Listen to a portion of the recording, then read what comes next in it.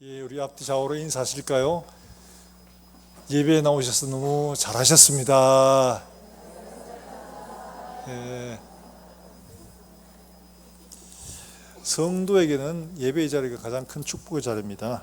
하나님을 예배할 수 있다는 것이 우리에게 은혜요 축복입니다. 아무나 할 수 있는 게 아닙니다. 천국에서는 천사들, 그 영원한 존재들이 하나님을 경배하죠. 우리도 하나님의 은혜로 자리에 앉게 되었습니다. 오늘 예배에 나오신 여러분들의 가정과 삶에 하나님의 은혜와 평강이 강처럼 충만하게 흘러가시기를 주 예수의 이름으로 축원합니다. 여러분의 삶을 통해서 다른 이웃들에게 부유하게 하는 놀라운 은혜가 있게 되기를 주 예수의 이름으로 축복합니다. 예, 오늘 이야기는 이스라엘의 회복이 되는 그런 역사적인 사건, 우리가 에베네셀, 찬양도 에베네셀이 있죠. 예배에 함께 찬양할 텐데, 그 에베네셀, 이 말은 도움의 돌이라는 이런 말입니다. 하나님이 이스라엘을 도와서 그들로 곤고한 지경에서 벗어날 수 있도록 만들어 가셨다는 바로 이 주제가 오늘 본문의 이야기입니다. 우리의 삶에서도 이런 때가 있죠.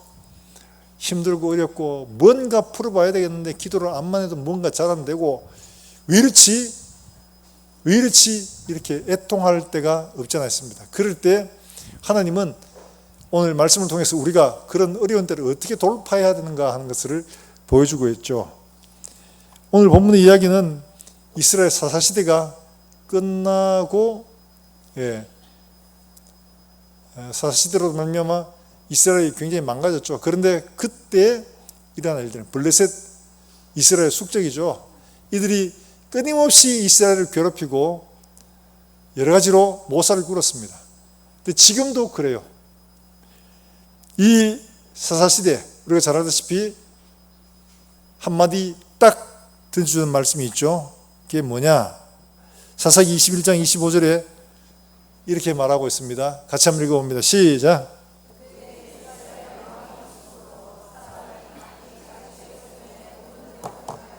예, 자기 속인의 어른대로 행하였더라 하는 게 우리 사사시대의 결론입니다.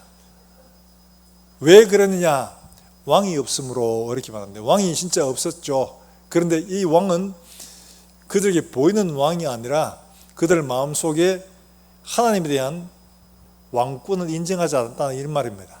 그러니까 하나님이 그들에게 왕이었어도 그들은 하나님을 왕으로 인정하지 않고, 하나님이 왕이시라면 하나님 말씀대로 살아야 되는데 각자 다 자기가 왕인 거예요. 그래서 자기가 하고 싶은 대로 하는 이런 시대를 살게 된 거죠. 자, 이 일들에 대해서 미리 모세가 경고하신 말씀도 있습니다. 신명기 12장 말씀인데요. 12장 8절에 이렇게 말하고 있습니다. 자, 신명기는 모세가 마지막으로 가나안 땅에 들어가는 이스라엘 백성들을 향해서 한 설교다 이렇게 알고 있습니다. 맞습니다. 자, 그때 가나안 땅에 들어가는 이스라엘 백성들을 향해서 한 말 중에 이 말이 똑같이 있는 거예요. 같이 한번 볼까요? 같이 읽습니다. 시작.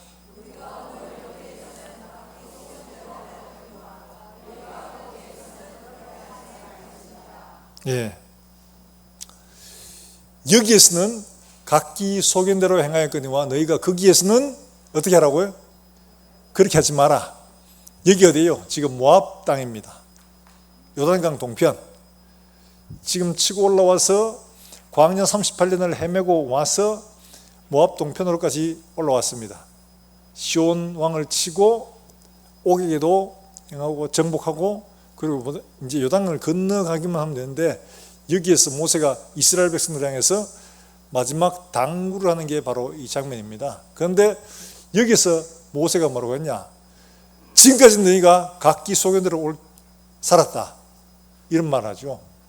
그 말은 그들이 시내산에 하나님 율법을 받았고 광야에서 38년을 지냈는데 율법대로 사는 삶이 아니라 그들은 늘 불평하고 하나님 앞에 없다 이러면서 하나님의 왕됨을 아침 저녁으로 보면서도 그들은 하나님을 인정하지 않는 삶을 산 거예요.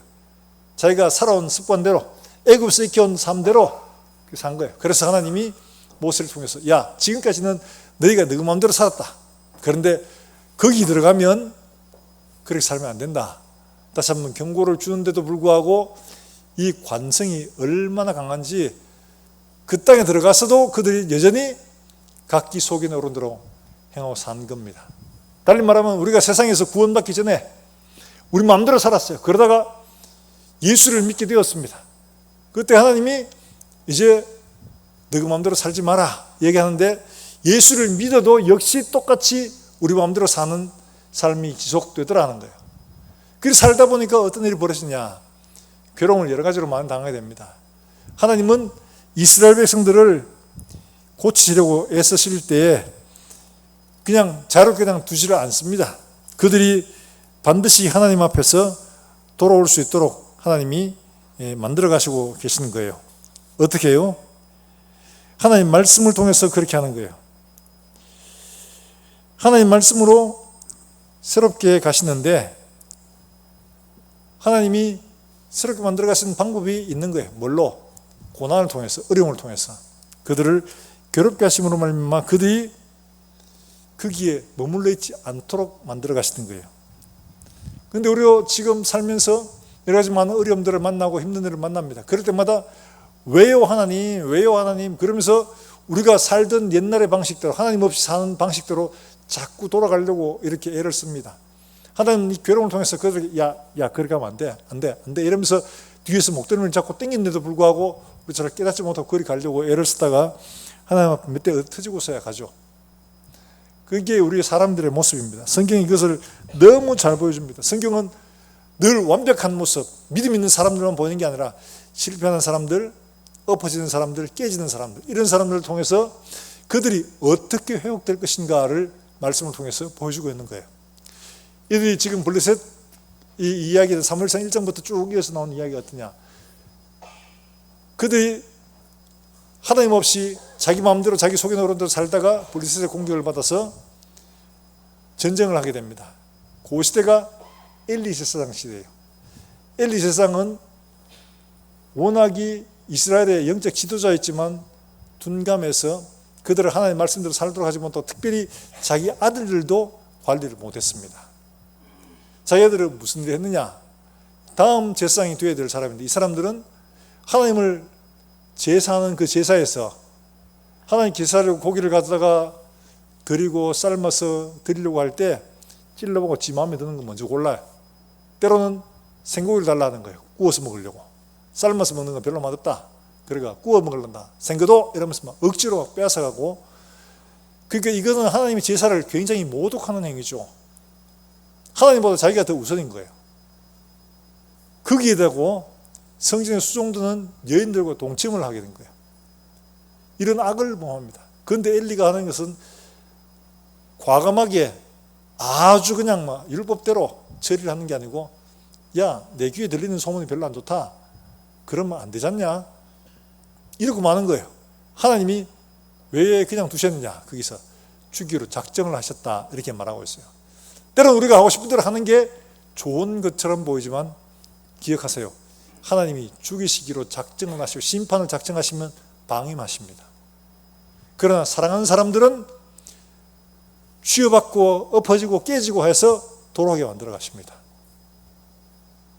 하나님 없이 내 마음대로 사는데 잘 된다. 좋은 현상이 아닙니다. 믿음으로 살려고 하는데 어렵고 힘들고 그렇다. 그럼 하나님께서 우리를 돌보시고 있다는 것을 말하는 겁니다. 오늘 본문도 바로 그렇죠. 그들의 영적인 상태도 굉장히 어려웠어요. 엘리 세상의 두 아들이 홈리와 비나스가 전쟁터에 갔어요. 그런데 전쟁터에서 자기들이 이길 줄 알았지 당연히. 그런데 전쟁을 해보니까 만만하지 않는 겁니다.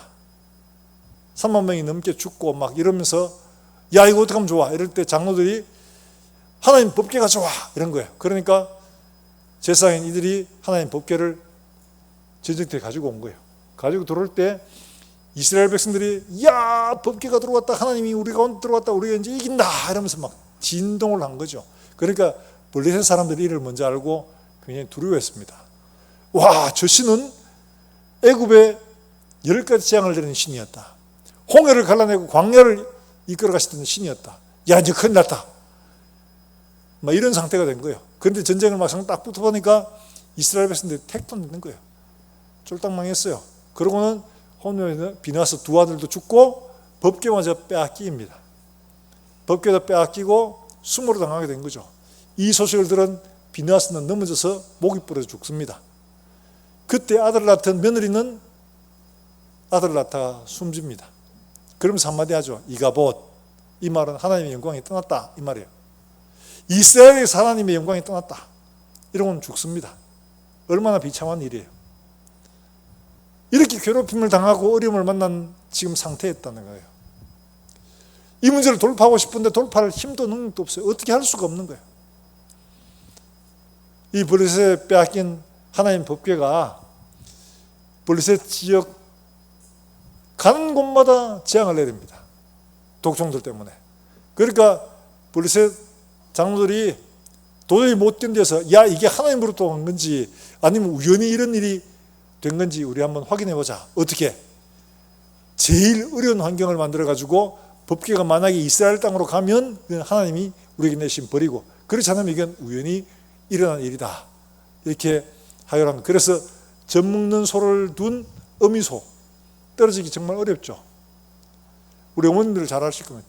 우리 아이들이 젖 먹일 때 엄마에게는 모성애가 가장 강하게 드러날 텐데 그런 암소를 새끼 소를 떼어놓고 데리고 온 겁니다. 그리고 두 마리를 새로 만든 수레에다 법궤를 싣고 이게 이스라엘 땅으로 제대로 가는지 안 가는지 보자 이러면서 시험을 딱 했는데 이 암소들이 음메 하면서 막 울면서도 돌이키지 않고 이스라엘 땅으로 곧장 가더라는 거예요. 그래서 베스메스에 도착했습니다. 이스라엘 베스메스에 갔는데 베스메스 사람들이 야 법궤 해가지고 이러면서 막 한번 보자 이러면서 그 안에 들여다보다가 한 70명이 죽었습니다. 끔찍한 일을 만난 거죠. 그러니까 사람들이 야 이거 우리가 못하겠다 이러면서 기란 야림의 오베데돔의 집에 이 법궤를 안치해 둔 겁니다. 자, 이런 상황 무려 20년이 지났습니다. 그들은 블레셋으로부터 압제를 당하고 하나님의 영광과 이런 것들은 나타나지 않고 말씀도 안 하시고 그들을 이끌어줄 영적인 지도자도 없고 곤고합니다. 그래서 하나님 앞에 여기에 하나님을 사모하니라, 이게 사모하다는 말이 울부짖다는 말입니다. 부르짖다는 말입니다. 그러니까 하나님 앞에 부르짖은 겁니다. 주여, 우리가 이게 뭡니까? 지금 너무 곤고합니다. 너무 어렵습니다. 하나님 앞에 부르짖는 거죠. 이 부르짖음 거기에 사무엘이 하나님 앞에 사사로 부름받아가지고 선지자로 부름받아서 사무엘이 이야기합니다. 너희가 만약에 하나님께로 돌아오려고 하면 전심으로 돌아오려고 하면 너희 가운데 우상들을 제거해라. 바알과 아스타롯을 제거하고 하나님 앞에 전심으로 돌아와라. 얘기하죠. 그럴 때 놀라운 일들이 일어납니다. 우리의 삶들 속에서도 이런 어려움을 만나고 힘든 일을 만날 때 도대체 어디로 가야 될지 모르는 이런 때가 있습니다. 예수를 믿어도 여전히 많은 문제들 때문에 곤고하고 하나님 앞에 기도해도 응답은 안 되는 것처럼 보이고 하나님 계신지 안 계신지도 모르겠고 이런 어려운 때가 없지 않아 있다는 거죠. 누구나 다 한 번쯤 그런 세월들을 겪으셨을 겁니다. 바로 그때 하나님이 사무엘을 통해서 우리에게 주시는 말씀이 뭐냐? 두 가지를 하라는 겁니다. 그들을 미스바에 다 모았습니다. 그리고는 물을 부었습니다. 이건 마음을 다 쏟아낸다는 말입니다. 그들의 마음을 다하여서 하나님 앞에 나아갔다는 말이죠. 그리고 회개해라. 바알과 아스타롯을 제거해라. 이를 요구합니다. 하나님이 그저 아무런 대가 없이 모든 문제를 그냥 자연스럽게 다 해쳐서 주시는 게 아니라 하나님은 이스라엘 백성들을 고난 가운데 두심으로 그들이 하나님 앞에 진정 돌아올 수 있도록 만들어가고 계시다 하는 것을 우리에게 보여주고 있습니다. 하나님은 그렇습니다. 이스라엘 백성들을 결코 놓은 적이 없습니다. 힘들고 어려워도 애통하는 과정을 통해서 그들이 진정 하나님 앞에 돌아올 수 있도록 만들어 가시는 것이 하나님의 방법이라는 거죠. 자, 그들이 하나님 앞에 돌아오도록 만들어 가십니다. 자, 사무엘하 7장 14절의 말씀에 하나님 방법이 나옵니다. 사무엘하 7장 14절 말씀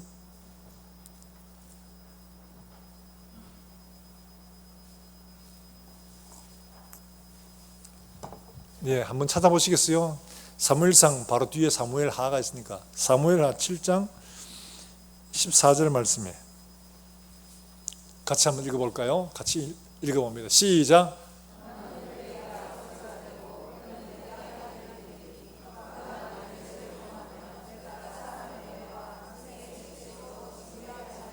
예, 이게 하나님 방법, 이스라엘 백성들을 다루시는 하나님 방법이다 이렇게 말씀하고 있는데, 먼저 뭐라고 말씀하시느냐?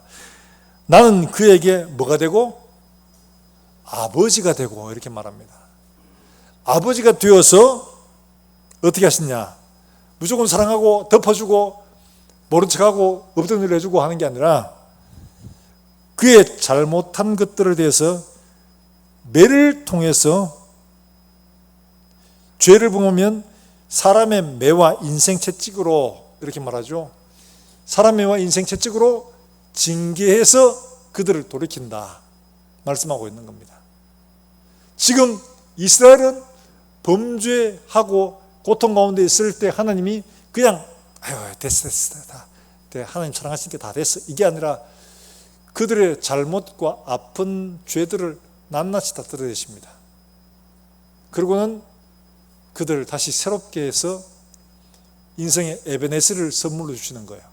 우리의 삶들 속에서도 고난과 어려움들을 만나서 힘겨운 세월을 보내고 하나님이 계시지 않은 것처럼 보일 때, 여러분 기억하세요.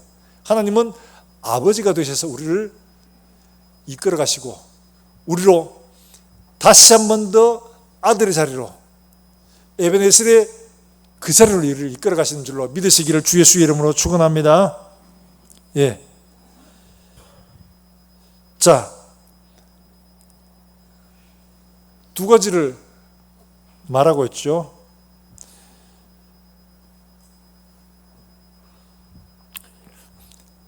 자, 미스바에 모여라 이래가지고, 미스바 이 말 뜻이 망대라는 뜻입니다. 종종 여기에서 큰 모임들을 했습니다. 사울을 임금으로 세울 때도 여기에 모여서 세웠어요. 미스바에 다 모였습니다. 거기에 모여서 있을 때 사무엘이 이야기를 하죠. 뭐라고 하느냐? 예. 자, 여러분 3절 말씀에 우리 같이 한번 읽어봅니다. 3절입니다. 시작. 사무엘이 이스라엘 온 족속에게 말하여 이르되, 만일 너희가 전심으로 여호와께 돌아오려거든 아스타롯을 너희 중에서 제거하고 너희 마음을 여호와께로 향하여 그만 섬기라. 그러면 너희를 이스라엘 사람의 손에서 건져내시리라. 예. 이방신들을 제거하고 마음을 하나님께로 향해라. 중요한 껍데기가 아니었다는 거죠. 마음이 중요한 겁니다. 그 마음으로부터 그들에게 드러난 것은 제사의 자리로 나아간 거죠. 사무엘이 그렇게 했습니다. 자, 그들에게 바알과 아스타롯을 제해라. 이 바알과 아스타롯은 정말 끈질깁니다. 이스라엘 역사 내내 이들이 따라가고 이들이 하나님 대신 이걸 섬기고 했었어요.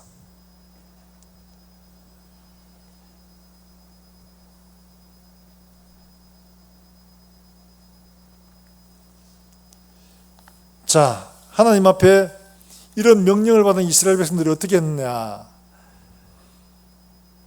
이 4절 말씀에 같이 한번 볼까요? 4절 말씀에 같이 읽습니다. 시작.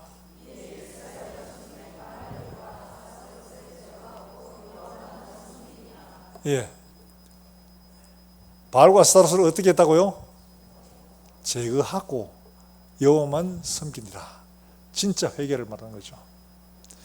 성경에는 회개 비슷한 것이 나옵니다. 회개 비슷한 것이 나오는데 그게 말도 헬라어도 비슷해요. 회개는 메타노에아 하는 말인데,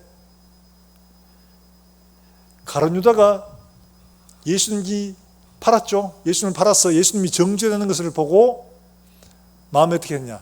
뉘우쳐 이렇게 표현합니다. 뉘우치다. 이 말은 메타멜로마이라는 말입니다. 메타노에아하고 메타멜로마이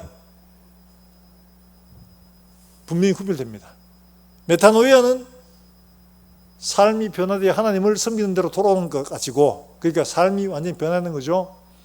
메타멜로마이는 마음에 감정적으로 그거 좀 그러네, 그거 내가 잘못한 것 같다, 후회하는 겁니다. 성경에 그래서 가르준다가 후회하고 뉘우쳐 이렇게 말합니다. 메타멜로마이를 뉘우치다는 말로 번역을 했어요.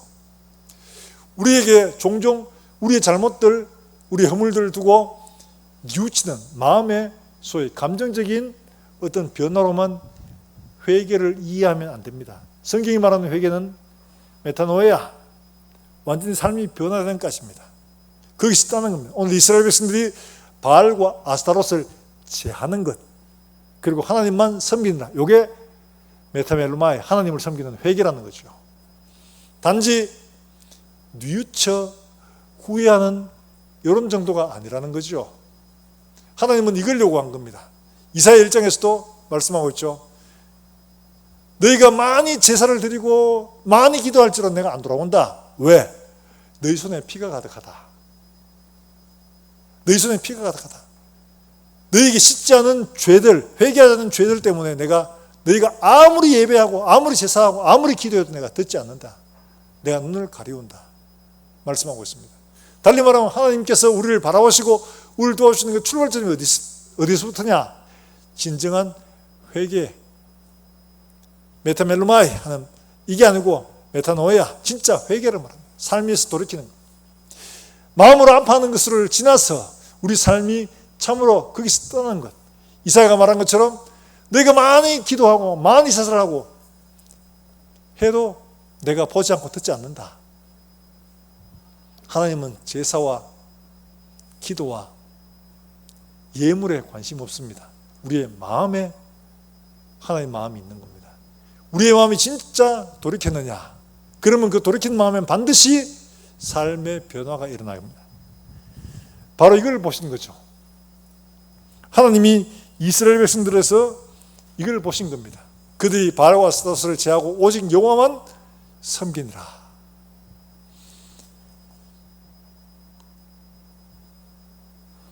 이렇게 하나님을 섬기는 자리에서 자연스럽게 블레셋이 어떻게 하냐? 공격해 옵니다. 우리는 너무 이상하죠. 이쯤 되면 하나님이 알아서 그냥 처리해 주시면 안 되나 하는 생각이 들죠. 당연히 그러면 좋습니다. 그런데 하나님은 굳이 이렇게 회개하고 하나님을 섬기로 작정하고 하나님 계산하는 이 자리에 블레셋 군대를 동원해서 쳐들어오게 하는 겁니다. 그래서 이스라엘 백성은 두려워하는 거예요. 왜냐? 하나님은 이런 문제를 통해서 하나님의 살아계심과 은혜를 맛보는 거예요. 이런 일 아니면 홍해를 안 만났으면 바다를 가르칠 수 있는 분이라는 걸 어떻게 알았겠어요? 모르죠. 홍해를 만났기 때문에 하나님은 바다를 가르칠 수 있는 분이라는 것을 경험을 한 겁니다. 우리가 문제를 만날 때 문제 그 자리에서 하나님의 능력을 경험하게 될 줄로 믿으시길 바랍니다. 이사야 43장이 뭐라고 합니까? 내가 물 가운데 지날 때, 불 가운데 지날 때 말씀하죠. 이스라엘 백성들은 그냥 수사적인 표현이라고 생각을 했을지 몰라요. 그런데 하나님은 실제로 물 가운데 건널 때 홍해 그렇게 건넜죠. 요단을 그렇게 건넜습니다. 실제로 그렇게 한 겁니다. 불 가운데 지날 때 실제로 그렇게 하셨습니다. 누가 생각을 했겠습니까? 그런데 다니엘과의 친구들이 불 속에 들어갔는데 불에서도 멀쩡하게 나온 겁니다. 그래서 어떻게 했습니까? 느부갓네살이 그 앞에 무릎을 꿇고 너희들이 섬기는 신은 상천하지 하나님이시다 자백하게 하셨잖아요. 그 문제 앞에서 하나님의 능력을 보고 느부갓네살이 하나님을 찬양하는 일들을 하게 하신 겁니다. 사랑하는 여러분들, 이들이 모여서 이런 문제가 생겼다. 그럴 때 하나님께서 이 문제를 하나님의 방법으로 해결하실 때가 된 거구나 이렇게 이해하시면 두려워하지 말고 담대하게 하나님을 의지하고 하나님께서 말씀하시는 대로 우리가 하나님 앞에 나가는 이것, 하나님께서 우리로 하나님의 살아계심을 맛보게 해주실 줄 믿으시길 바랍니다. 먼저 뭘 했느냐? 회개부터 한 거죠. 회개부터 합니다. 바알과 아스타롯을 제해라. 제하는 것 이거 쉬운 일 아닙니다. 늘상 해오던 것, 늘 옆에 있는 것 안 하는 게 쉽습니까? 어렵죠. 힘든 일을 만날 때마다 팔굽산에 가신 분들은 문제만 생기면 팔굽산에 가죠. 자연스럽게 가게 됩니다. 이거 쉽지 않습니다. 끊기가. 뭐 문제가 있을 때마다 점 보러 가신 분들은 네, 점 보러 갈 수가 그거 안 보면 불안해서 견디지 못해요. 그러니까 보러 갑니다. 그러니까 주전 한마음교회 유명한 무당이었던 분이 예수를 믿고 그 고백을 해요. 자기가 예수를 믿고 나서 이게 고백하는 건데 이러면서 진짜 점 보러 온 사람들은 예수 믿는 사람들이 많다는 거예요. 왜요?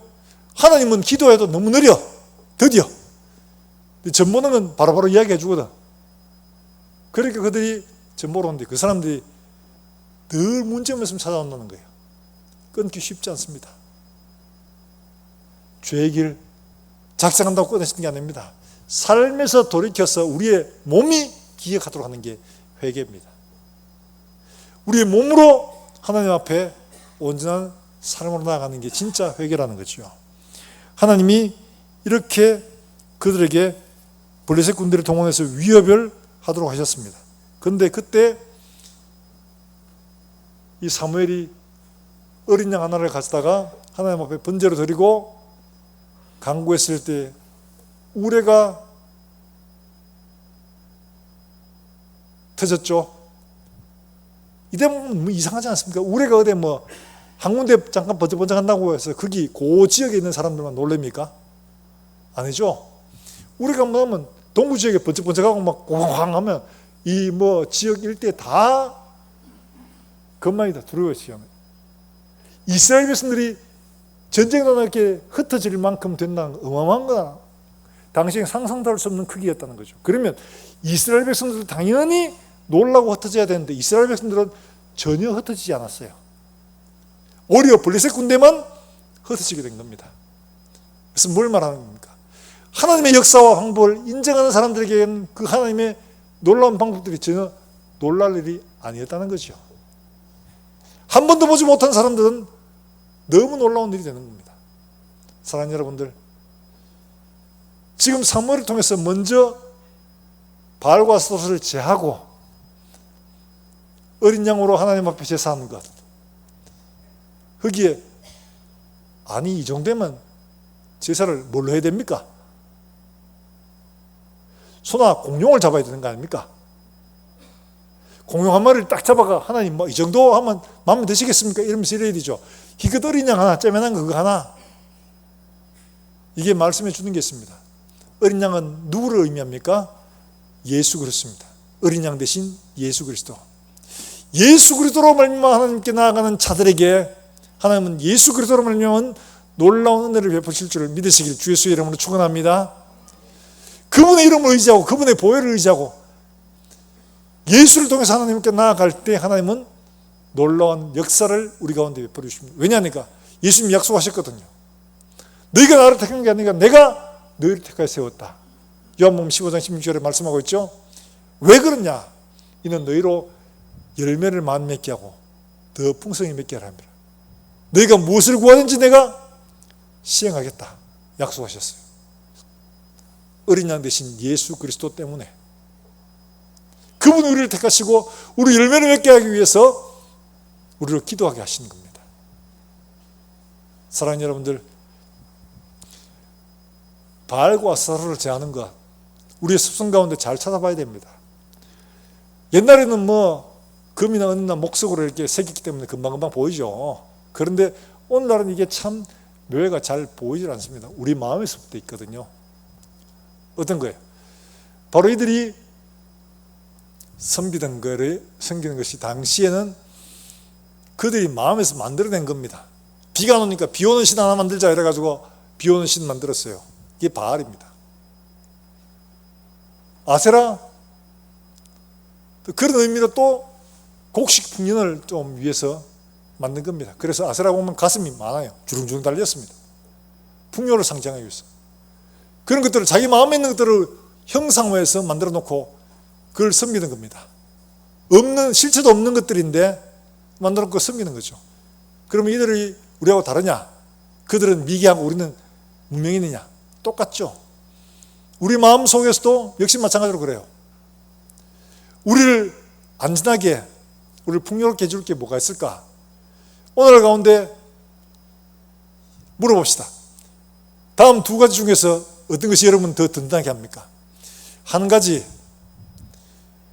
여러분들이 하나님 여호와를 섬긴다는 이 자체가 마음속에 든든한 위로입니까? 그렇지 않으면 로또가 돼가지고 여러분 10억을 받았다, 이게 더 든든합니까? 솔직하게 얘기해 봅시다. 어느 쪽이 더 좋아요? 로또가 더 좋죠. 로또가 돼가 내 통장에 돈이 10억이 들어있어. 그러면 어떤 문제가 와도 전혀 이야기해봐요. 그 다음에 걱정이 안 되죠. 오늘 은혜 받았다고 해서 그게 마음에 든든해지느냐? 요 예배당 나가면 금세 불안했죠. 하나님이 내게 기준이고 내 전부인가? 아니면 세상의 물질이 먼저인가? 우리 말하지 않아도 이게 명백하게 드러납니다. 그게 바로 우상이라는 거예요. 물질, 권력, 세상의 평판. 그래서 사람들이 어떻게 합니까? 힘을 다해서 야근도 하고 경쟁도 하고 하면서 어디든 간에 남들보다 먼저 더 높은 자리에 올라가려고 몸부림치지 않습니까? 경쟁사회에 지치고 피곤하고 밟히고 쓰러져도 경쟁사회에서 우위를 점하기 위해서 애를 씁니다. 그거 뭐요? 안식일을 거룩히 지켜라 해도 주일날 그거 다 쉬고 하면 왜 합니까? 이유는 뭐예요? 돈을 벌어야 11조도 하고 하죠. 이유는 분명해 보입니다. 맞는 것처럼 보여요. 한 번씩 그런 분들이 있거든요. 주일날은 하나님이 원하신 대로 좀 안식하고 영혼을 위해 살지요 하면, 목사님 교회만 있으니 세상 물정 몰라서 그래요. 돈을 벌어야 11조도 하고 목사님 월급 줄 거 아닙니까? 이렇게 말하는 사람들이 있더라고요. 사랑하는 여러분들, 과연 그런가요? 하나님 그럴 것 같으면 무엇을 먹을까 무엇을 입을까 염려하지 마라, 이런 이야기 하시면 안 되죠. 걱정 이빠 해라, 자다가도 해라, 내가 한 번씩 도와줄 테니까 너희는 너희 힘으로 힘을 다해서 살아라 하셔야 될 거 아니에요. 그런데 예수님은 뭐라고 하십니까? 이 모든 걸 다른 두고 먼저 뭘 구해요? 그의 나라와 그의 의를 구하라. 그리하면 이 모든 것을 너희에게, 거짓말하지 마세요. 더하시리라고 안 하고 가끔씩 줄 것이다. 우리는 이렇게 이해하잖아요. 모든 걸 더하시리라 해도 적혀있어도 우리는 가끔 주시고, 하나님 기분 내키면 한 번씩 주시고, 그러니까 우리가 불안한 거예요. 그러니까 더 간절하게 매달리고 기도 더 열심히 하고 더 애를 쓰고 그렇게 할 수밖에 없는 거예요. 하나님 앞에 기도할 때 하나님 나 이만큼 했잖아요. 하나님 나 이것도 했잖아요. 이만큼 내가 드렸잖아요. 주셔야 되는 거 아니에요? 그래야 하는 거죠. 하나님이 우리에게 모든 것이 아니고 세상이, 물질이, 권력이, 사회적 평판이 우리에게 우상이 되어 있는 겁니다. 하나님은 십계명 제일 첫 번째 뭐라고 하셨습니까? 나 외에 다른 신을 내게 있게 하지 마라. 그런데 우리는 하나님보다가 그것들이 더 우상이 되어 있는 거예요. 하나님보다 더 의지하는 것, 하나님보다 그거 없으면 더 불안한 것, 쉽게 이거예요. 그걸 더 의지한다고 말하지 않습니다.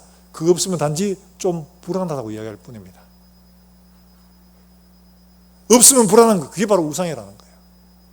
그러니까 교회가 점점 세속화되어 가는 게 바로 그런 거예요. 하나님 말씀이 기준이기보다는 우리의 경험과 우리의 상식과 우리의 물질, 이게 교회가 따라가는 길이 되어버렸어요. 그래서 어떻게 해요? 교회도 수로 평가합니다. 몇천 명이 모인 교회는 성공한 교회, 작은 개척교회는 실패한 교회, 시골 교회는 불쌍한 교회, 이런 생각을 하는 거예요. 목회자도 그렇게 생각해요.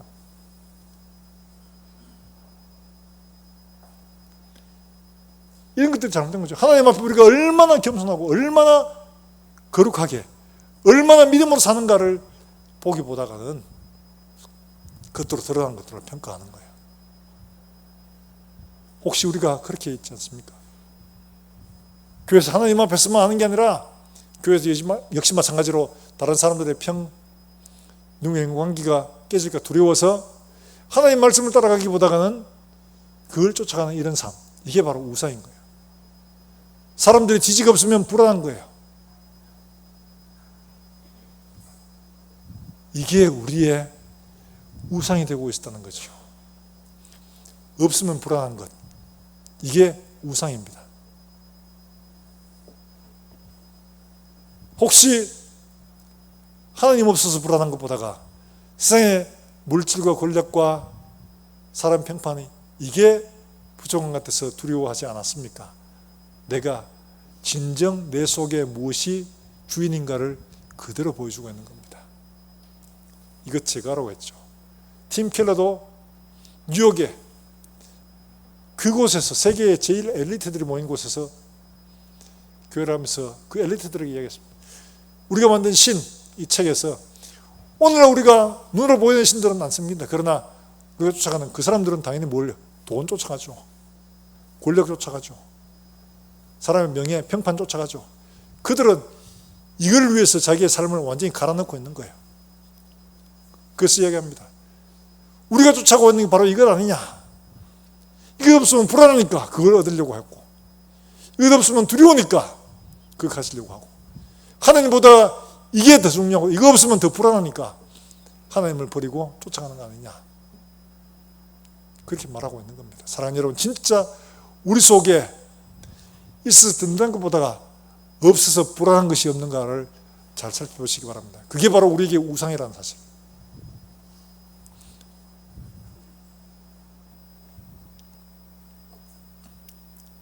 그렇게 되는 이유가 뭐냐? 성경 우리에게 말합니다. 에베소서 4장 18절 19절 말씀에 분명히 말합니다. 어떻게 말하냐? 이렇게 말하고 있어요. 에베소서 4장 18절과 19절 말씀 우리 한번 볼까요? 같이 한번 봅니다. 시작.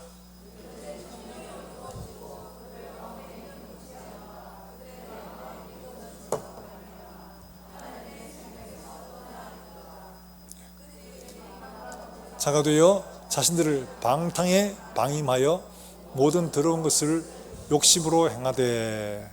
자, 그 다음에 20절 말씀은 뭐라고 말하냐? 이렇게 말합니다. 같이 읽습니다. 시작. 오직 너희는 그리스도를 그같이 배우지 아니하였느니라. 할렐루야. 우상을 쫓아가는 사람들은 어떤 사람이냐? 이렇게 말하죠. 자신을 방탕에 방임, 놓아버리는 겁니다. 방임하여 모든 더러운 것을 그 욕심으로, 그냥 정욕으로 쫓아가는 거죠. 왜 그랬냐? 그들 가운데 있는 무지함과 그들의 마음의 굳어짐으로 하나님의 생명에서 떠나 있는 것. 그러니까 그들이 하나님의 생명에서 떠나 있는 바로 이것, 무지함, 그 다음에 마음의 굳어짐, 이것 때문에 결국 우상숭배로 나아간다는 겁니다. 하나님 말씀으로 지혜를 얻고 하나님 말씀으로 분별하기보다는 그들의 욕심으로 행하고 하나님은 다른 것들을 쫓아간 보지 못한 이 무지함 때문에 결국에는 이렇게 된다. 너희는 그리스도를 그같이 배우지 않았다. 너희의 기준은 그리스도다 말씀이죠. 우리가 우상숭배 남들의 얘기만이 아니라 바로 우리 자신들의 얘기가 될 수가 있는 겁니다.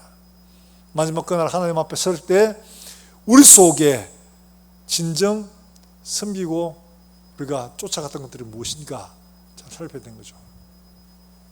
하나님의 지혜와 하나님의 총명에 거하며 분별하여 하나님 앞에서 이런 것들을 멀리하고 하나님 앞에 거룩하고 성실하게 나가면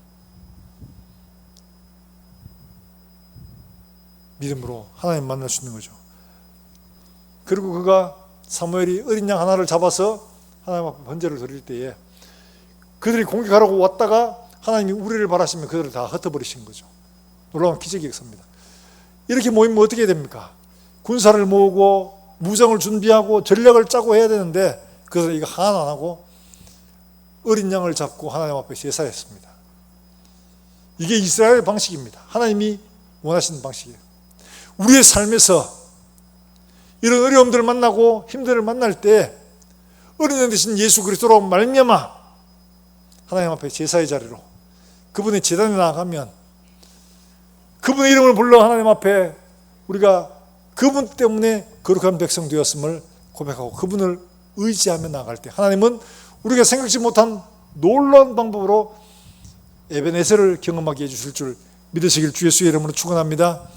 여러분 삶이 힘들고 때로는 어렵고 고단하고 하나님 계시지 않은 것처럼 보이는 바로 그때 우리가 오히려 하나님 앞에 나아가 예수 그리스도의 그린 양 보혈을 의지하여 하나님 앞에 믿음으로 나아갈 때 하나님은 우리가 기대하지 못하는 새로운 방식으로 하나님의 방식으로 하나님이 일을 하실 것이고 우리의 대적들을 물리시면 우리에게 승리를 안겨주실 줄을 믿으시길 주 예수의 이름으로 축원합니다. 그래서 우리 모든 성도들이 여러분 삶 가운데 다 한일같이 누구에게나 에베네셀의 돌이 여러분 삶들 속에 서 있게 되기를 주 예수의 이름으로 축복합니다. 축복합니다. 뒤로 물러가지 말고 하나님 앞에 오히려 담대하게 나아가서 에베네셀의 기념비를 세워가는 우리 모든 성도들의 삶이 되기를 주 예수의 이름으로 축원합니다. 우리가 이 시간 함께 찬송하고 기도하겠습니다.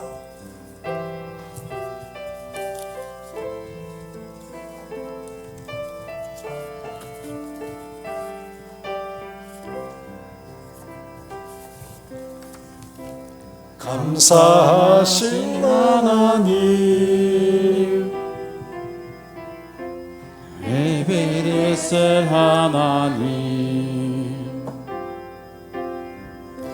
살아계신 하나님 에베네셀 하나님 여기까지 인도하셨네 감사하신 하나님 여기까지 인도하셨네 살아계신 하나님 감사하신 하나님 에베네셀 하나님 에베네셀 하나님 살아계신 하나님 에베네셀 하나님 우리 함께 기도하겠습니다. 어려운 문제로 마음 둘 곳 없고 하나님이 계시지 않는 그런 상황 속에서도 우리가 하나님 앞에 우리의 잘못을 돌이키고 먼저 하나님과의 관계를 회복하고 하나님 앞에 예수 그리스도의 은혜를 의지하여 하나님 앞에 믿음으로 제사하며 나아갈 때 하나님께서 우리를 도우시는 놀라운 역사를 경험할 수 있도록 주님 우리를 은혜를 베풀어 주시옵소서. 우리 삶에도 에베네셀의 하나님이 기념비로 서 있을 수 있도록 주께서 은혜를 베풀어 주시옵소서. 우리 한 목소리 함께 통성으로 기도합니다. 살아계신 하나님 아버지 은혜를 감사합니다. 오늘도 우리 하나님 아버지 우리를 사랑하시고 부르셔서 상처받고 어려운 가운데 있는 모든 성도들에게 오늘 주신 이 말씀 이같이 하나님 우리가 하나님 앞에 회개하고 전심으로 하나님 앞에 나아가며 하나님 아버지 예수 그리스도를 의지하고 하나님 앞에 믿음으로 나아갈 때 놀라운 승리를 주실 하나님을 기대하며 뒤로 물러가지 않고 하나님 앞에 나아가는 사랑하는 종들의 삶이 되게 주님 인도해 주시기를 원합니다. 에베네셀 하나님 우리의 삶에서도 이 같은 기념비가 우리의 삶에 세워지도록 주께서 우리의 길을 인도해 주시기를 간절히 원합니다. 어려움이 있고 힘든 일을 만나도 두려워하지 않게 하시고 뒤로 물러가지 않게 하시고 담대하게 에베네셀의 하나님을 의지하고 앞으로 나아가는 우리 모든 권속들 되게 주님 축복해 주시옵소서.